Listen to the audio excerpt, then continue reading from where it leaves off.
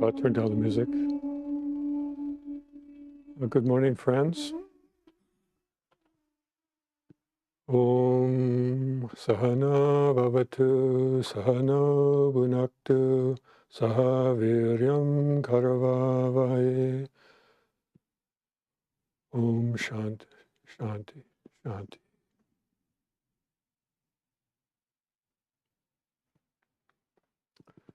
Good morning, friends. The title of today's talk is Swami Advaitananda, also known as the Elder Gopal. You might be curious about what his name means. Many of you have heard the word Advaita.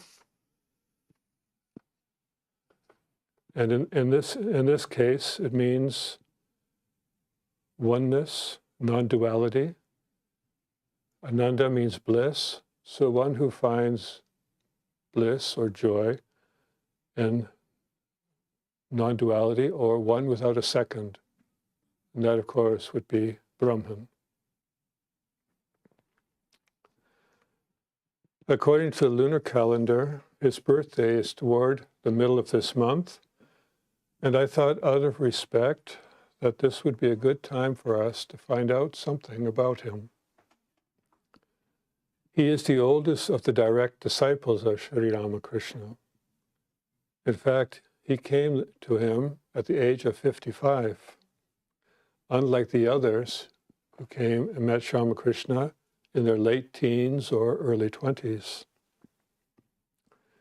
And in many ways, he is considered the role model for the elderly seekers of God, those that have gone through the trials and tribulations of life, disappointments, joys, and have decided, well, I'm fed up with this.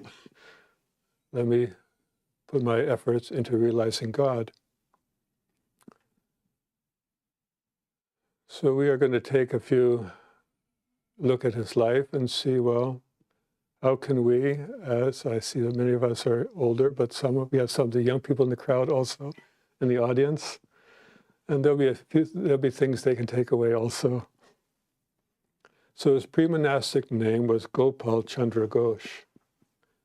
And at the age of 55, his wife passed away, and he was overwhelmed with grief.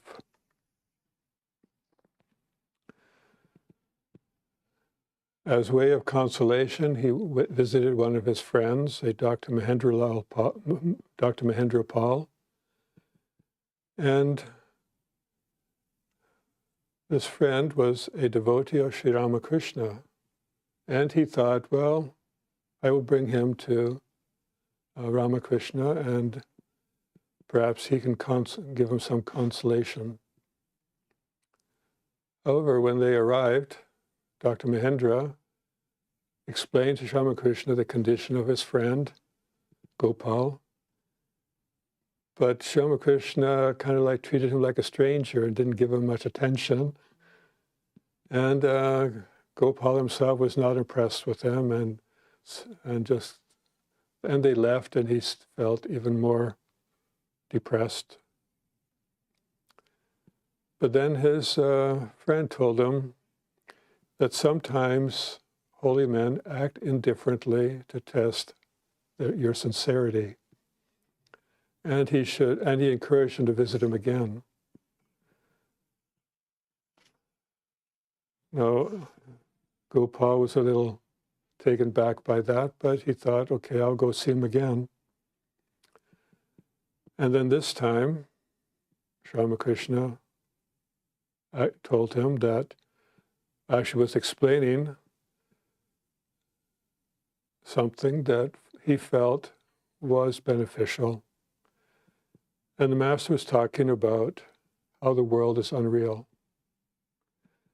and that dispassion was the only medicine to counteract grief and delusion. When Gopal heard these words and thought about them, he said, yes, those thoughts made a deep impression on him. And thinking about that when he left, he could not help thinking about Ramakrishna He felt an attraction to him, wanted to know more. But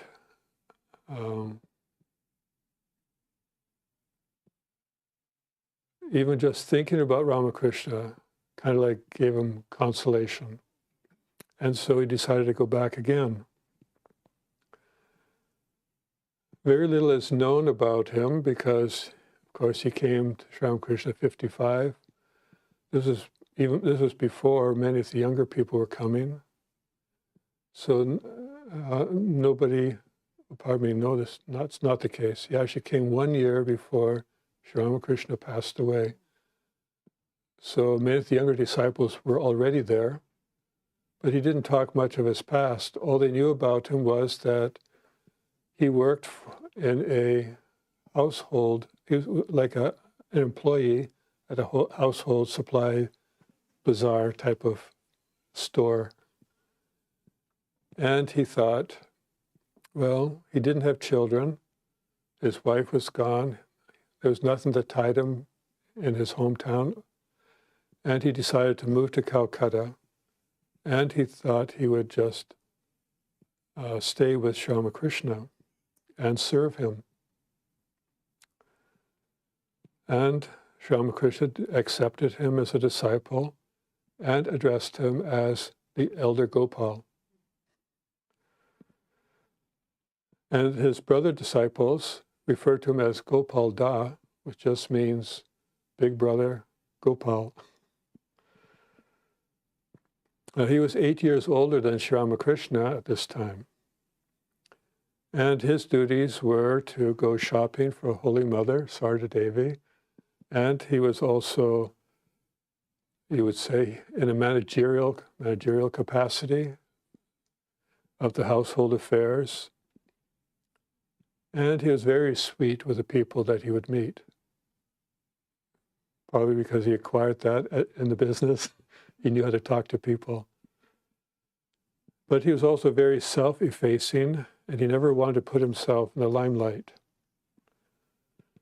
He was very organized on the outside. He was very neat and clean, and by temperament, very methodical and orderly.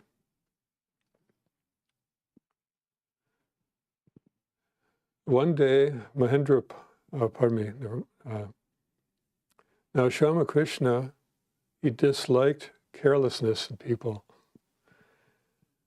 And if a person was forgetful in minor things, he would say, that person will be forgetful in the vital aspects of life. And even though Gopal might have been considered very orderly and methodical, one day he was carrying an umbrella with, while Sri Ramakrishna and a group were going to some kirtan or some devotional singing. And it was raining. When they were returning, Sri Ramakrishna asked Gopal, where's the umbrella? And then Gopal admitted, sir, I have forgotten the umbrella because I was so engrossed in the singing and all of that. And the master said, I am generally unmindful about the world, but not to that extent. And then he said, Rakal, referring to the future Swami Brahmananda, one of his young disciples, he says, Rakal is also very careless. When he's referring to a date of an invitation, he'll say the 11th instead of the 13th. And Gopal, he belongs in a herd of cows. And for those that don't know, the word Gopal also means herd of cows. So, now about 1 year after he met Sri Ramakrishna, Sri Ramakrishna had to be moved for cancer treatment. And he was moved to a place called Shampakur. And he served the master as his nurse. He would give him medicine and make sure he ate properly. Usually Holy Mother prepared his meals and would bring them to his room. And Gopal was the Holy Mother's messenger, and she felt very free with him. Normally she would have veiled herself in front of the younger monks, but she felt very free and would not veil her face. At that time she was 32 years old, and Ramakrishna was 49. But a few months after this, Ramakrishna had to be moved again to a more quiet place called at the Kasipur Garden House. And Gopal continued his nursing duties.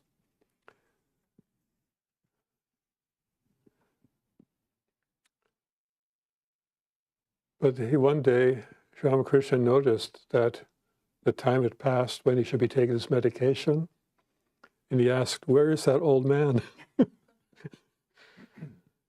And he was informed that Gopal was sleeping. But Ramakrishna did not get upset. He said, "Oh, how many sleepless nights he has passed. Let him sleep. Please don't call him. You had better give me the medicine today." So now Gopal also had to wash some of the master's cancerous wounds. And a solution was used that was thought to be an antiseptic in those days.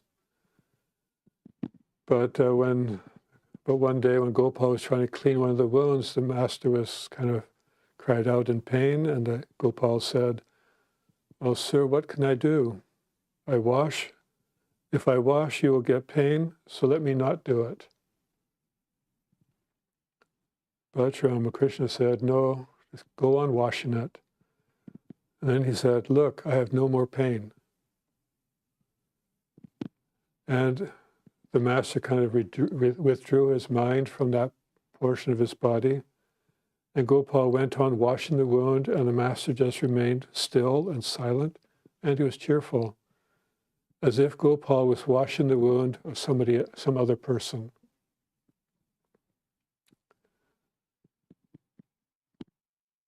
On another day, Gopal inadvertently breathed on some of the food that Holy Mother had prepared for Ramakrishna.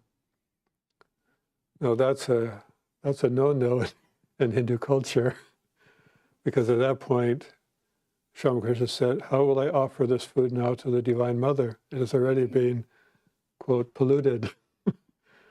And the food had to be taken away and fresh food brought. Well, now Gopal realized how even more careful he has to be. Even though he was careful before with so many things, just a moment of inattention, we sometimes lose that care. We still become careless. So he became even more careful.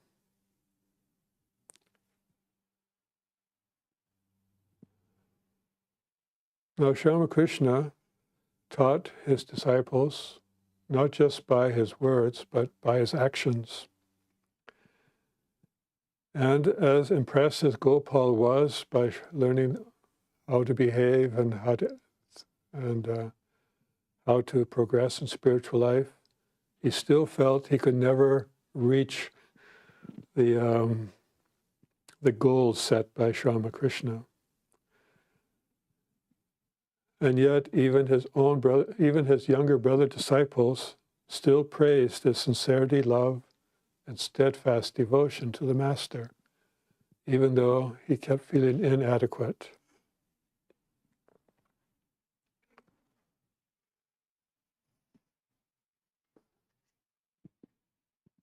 Well, Ramakrishna passed away soon after, just a few months afterwards. And when he passed away, many of the younger brother disciples dispersed. Some of them went home back to their families. They had a place to go. Gopal and a couple of the other younger ones had given up everything. They had no place to go. So after a short period of time, the first monastery building was rented, and they moved there. That was done through the help of one of Ramakrishna's disciples, Sendranath Mitra. He rented a dilapidated building only had a few rooms in there, and so that's where they stayed. And Gopal joined them, and at this point, he also was initiated into sannyas and was given the name Swami Advaitananda. That would have been done, that initiation would have been done by Swami Vivekananda. So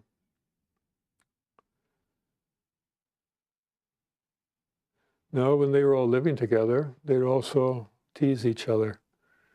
And Swami Advaitananda had a sense of humor.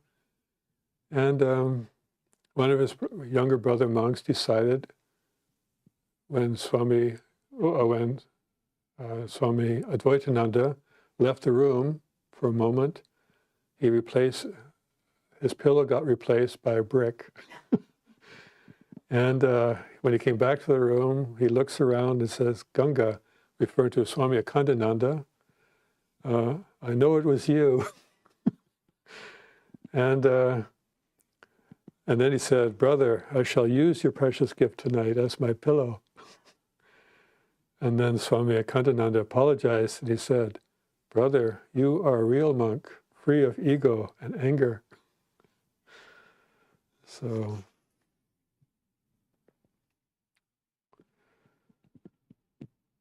and during that time while they were there, this was also, many of them would actually leave for periods of time to wander and visit some of the holy places on pilgrimage. They were still at a point in life of their monastic careers when they weren't sure. Some of them were trying to live the life of traditional monastics, of wandering. But Holy Mother felt that they should have a place to stay. And meanwhile, Swami Vivekananda had already left for America. And from his experiences, he decided when he came back that he wanted to start the Ramakrishna mission, something that would help to uplift the poor of India. And he called his brother monks together from wherever they were in India, and Swami Advaitananda really appreciated and agreed with Swami Vivekananda's plan. Shortly after, a plot of land was purchased where Bellarmont is today, and Swami Advaitananda was given the responsibility of preparing that land for the construction of the temple. Now that land was being used as a dock for repairing boats and steamers, and it was hilly, uneven. There were parts of the land that had been cut in where they built in fords to build the boats and where the boats could be in there for repair. And so all that had to be filled in and everything.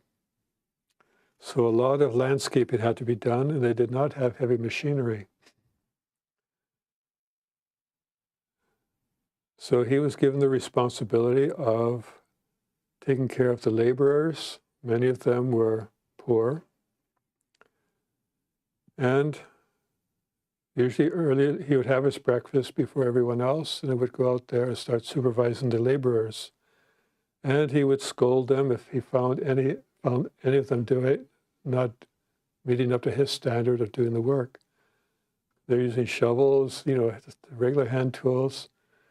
Probably looked like some prison gang group or something. But that's what they were doing. And Swami Vivekananda would go and visit them at times while they were working during the middle of the day. And he was interested in hearing about their stories and about their lives and their hardships. And after a while, the leader of the group told Swamiji, "Oh, dear Swami, don't come to us when we work. Our work stops and when we talk to you, and later the old father comes and scolds us." But Swamiji was touched by those words, and he said, "No, he won't be scolding you." And then you continue the conversation. Tell me something more about your part of the country. So now while all this work was going on, one of the things he wanted to do, Swami Advaitananda, was to start a garden and a dairy. Now in those days, very hard to get food and those kind of things, but rice was plentiful, or was available. I don't know if it was always plentiful. But he grew vegetables and those kind of things so that the monks could have a more balanced diet.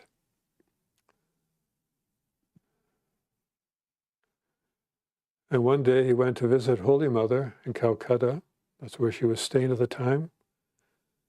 She was very happy to see him. She hadn't seen him for some time. And she asks, and while he's eating some prasad, she inquires about his health. And he says, well, this rheumatic pain, well, actually, pardon me, he inquired about her health. She replied, this rheumatic pain is my constant companion. It will not leave me in this life. However, how are you? And he said, I also suffer from rheumatic pain. But I work hard. I don't get much help from the boys, referring to his younger brother disciples. But I am growing various kinds of vegetables like okra, eggplant, plantain, and so on in the monastery garden. And as a result, nowadays we seldom buy vegetables. And sometimes I send some of these vegetables to you. And then Holy Mother replied, my son, you are an old-timer. Your life is different from these modern boys who generally don't care for household matters. When I read this, I thought, wow, this is like today. All of us older people, the old-timers and the young people don't want to deal with the mundane household things. I've discovered some of them don't even know how to vacuum. Or how to use a vacuum cleaner. So, and then, but without these things, how can you live there? And then she said, so it is your duty to take care of the Master's children.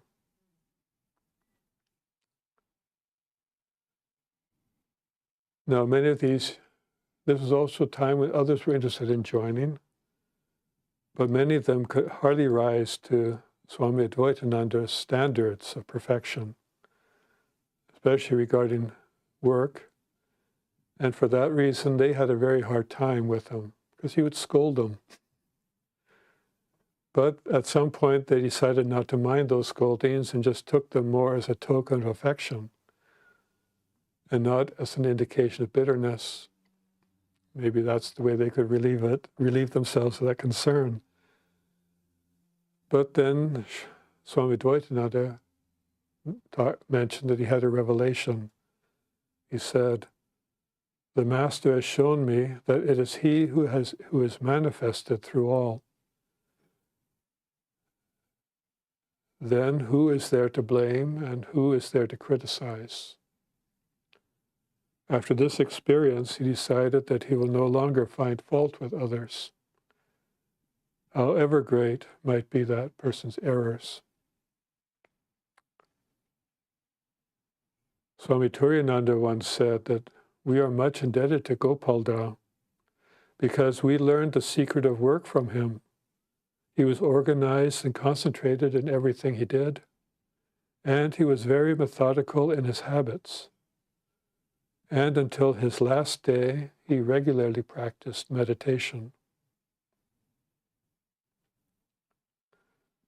And Swami Vivekananda would also tease him and say that you are like an old bull, breaking off your horns and then joining the young calves. So they had quite a quite nice relationship between each other. So we should keep that in mind. Now, in 1901, This is 1 year before Swami Vivekananda passed away. He made Swami Advaitananda one of the trustees of the Ramakrishna Math and Mission. And he eventually became the vice president.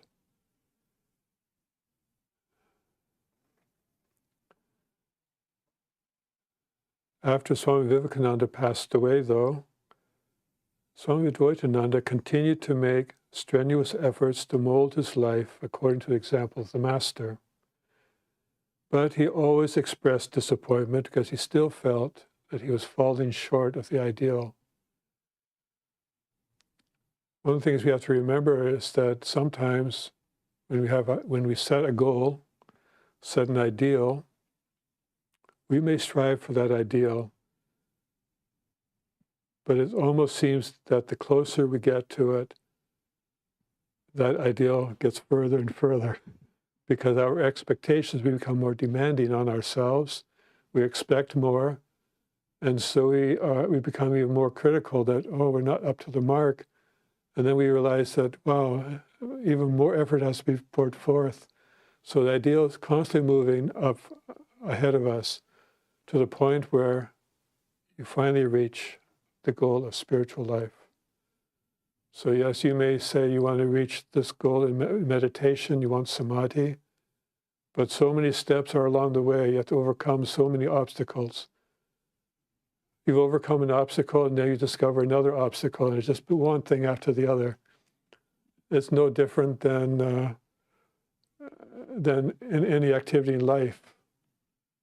I'm sure that any Olympic athlete, one obstacle after another, an injury slows you down, then you got to recuperate, and then you got to try again. It's like that, just like that in spiritual life. So you always feel like you're never up to the mark.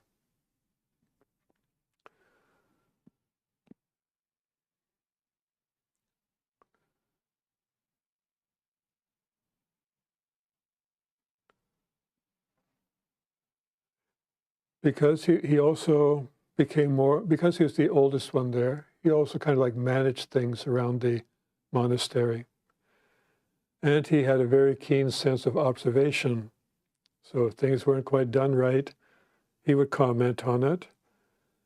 He didn't like the monks to bang doors because he felt this is a place of sanctity. And you know, when you tear a cloth, it can make a loud ripping sound. Well, he didn't like that either because he felt that the master could not bear those kind of sounds. So you should do it quietly and gently or cut. I'm not sure how he would want it, but he always kept himself busy trying to serve Sri Ramakrishna one way or the other. And he could not bear lazy people. And because of this, and I guess at that point he would just do those tasks himself.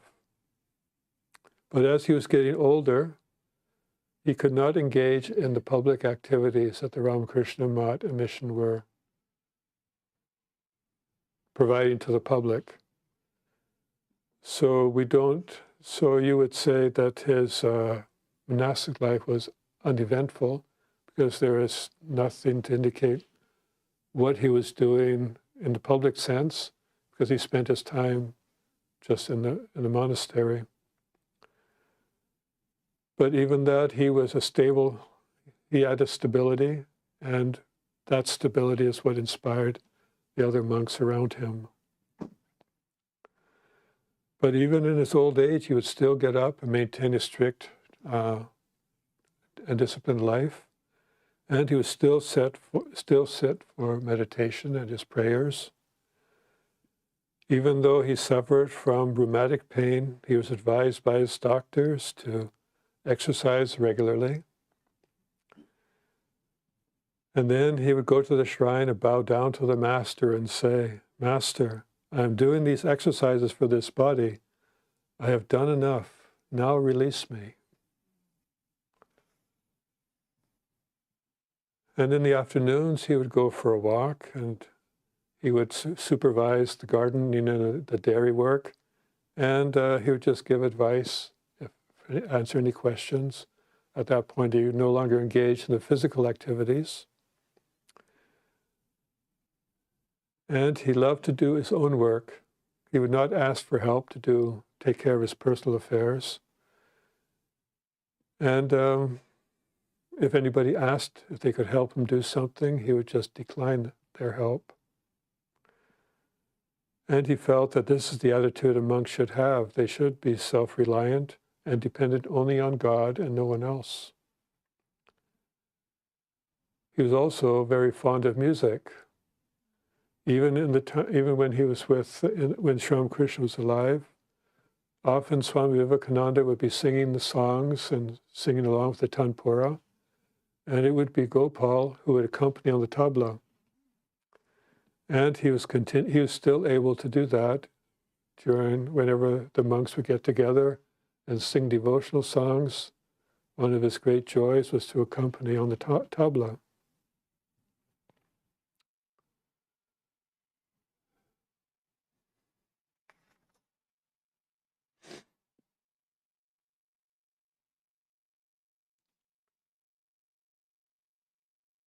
Swami Advaitananda passed away in 1909. But up until the end, he was fully conscious. He was chanting the name of Ramakrishna, and Swami Premananda was present there, and he wrote a vivid account of how Swami Advaitananda approached death. He said, Gopal Da has gone to the abode of the Master. He had a little fever, and nobody realized that he would leave the body so soon. During his last moments, his face looked so beautiful. It is a wonderful play of the Master's devotee. At that time, Dr. Motilal Mukhopadhyay was present, and Gopal Da drank a little milk and lemon juice. He greeted the doctor with a smile and then left the body. He was then 81 years old.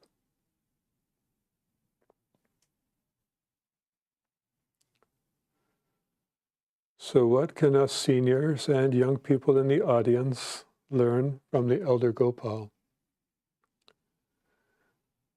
Now, I've been around a lot of older people the last few years, and I think this is a good example. I've already spent much time with people in hospice, seeing how they've passed away. And I think this is a reminder that of some of the things they should keep in mind, not just they, myself also, as we get older.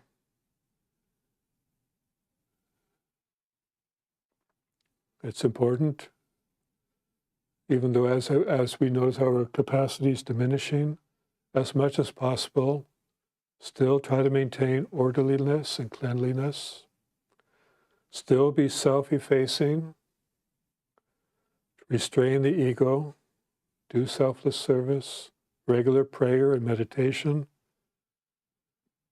As much as possible, be mindful of our actions. Also, be as careful, don't be forgetful. I know that as we get older, we do become more forgetful, but even when we're young, get out of that habit. Maintain as much of your mental capacity as possible. And avoid laziness.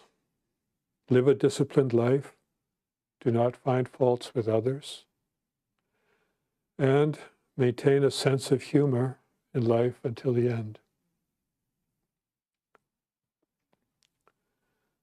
And it would not be out of line to mention regular exercise, because no doubt as we get older, all kinds of aches and pains come there. A little exercise will take our mind off those things so that we can put our mind on more spiritual endeavors. We'll feel healthier during those times when not in pain. And I think we should all, I hope that we also find fulfillment in our lives as Swami Advaitananda or the elder Gopal did. So thank you very much for attending today.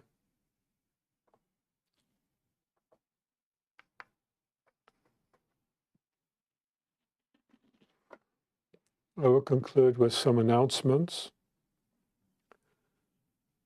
This evening we have a Ramnam music program. However, we will be short on our on who is available to handle the live stream, so it will be in-person attendance only this evening. We will have a Wednesday night class of the Gospel of Sri Ramakrishna. I will continue that class from where we left off last Wednesday.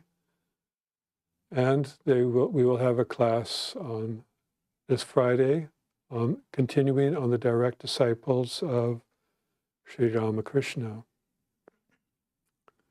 At this moment, I'm not remembering who that person is, but you will be getting a weekly announcement via email later today or tomorrow. So thank you very much for attending. Tavakatam ritam tapta jivanam kavibiriditam kalmashapaham Shravanamangalam Shrimadatatam Bhuvanguranantiye Burida Janaha. Om peace, peace, peace to all beings.